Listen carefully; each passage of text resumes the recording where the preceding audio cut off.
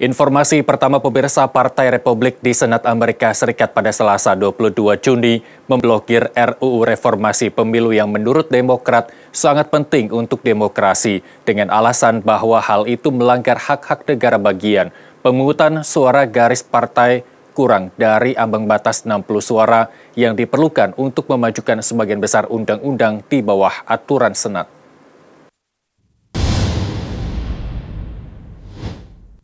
Pemimpin mayoritas Senat Demokrat Chuck Schumer menetapkan RUU Reformasi Pemilu sebagai salah satu prioritas utama partainya.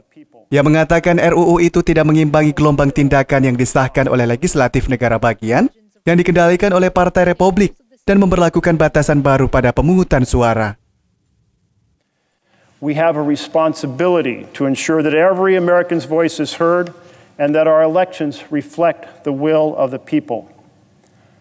We can fulfill that responsibility by enacting national standards for voting to ensure that every American can have a say in the key decisions impacting their daily lives, a say expressed through the ballot box.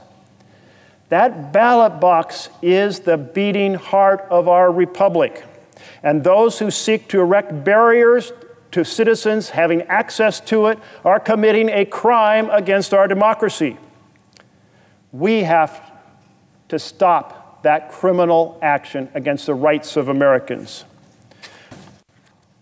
Legislator negara bagian Republik membenarkan undang-undang baru mereka dengan mengutip klaim palsu yang terus berlanjut dari mantan Presiden Donald Trump bahwa kekalahannya dalam pemilihan November lalu adalah hasil dari penipuan yang meluas.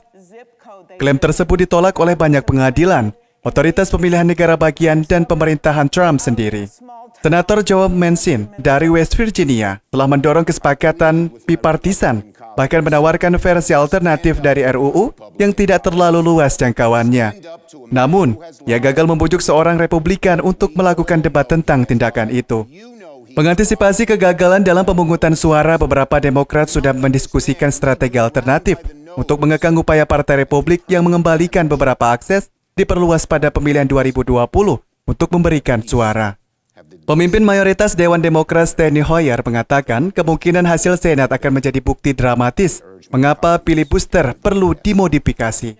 Ia mengacu pada prosedur yang membutuhkan setidaknya 60 suara di Senat untuk memajukan sebagian besar undang-undang, dan bukan mayoritas sederhana, yakni sebanyak 51 suara. Kamar saat ini dibagi 50-50 dengan Demokrat memegang suara tie-breaking di Wakil Presiden Kamala Harris. Mahkamah Agung yang bermayoritas konservatif dalam beberapa tahun terakhir telah membuatnya lebih sulit untuk menentang pembatasan pemungutan suara dan penarikan distrik legislatif. Pada tahun 2013, itu memusnahkan bagian penting dari Undang-Undang Hak Suara yang melindungi pemilihan minoritas, dan pada tahun 2019 menolak upaya untuk mengendalikan manipulasi peta pemilihan oleh politisi yang bertujuan untuk memperkuat satu partai dalam kekuasaan, yakni sebuah praktik yang dikenal sebagai persekongkolan. Pengadilan dalam beberapa hari mendatang dapat semakin melemahkan undang-undang hak pemilihan dalam putusan tentang pembatasan suara di Arizona.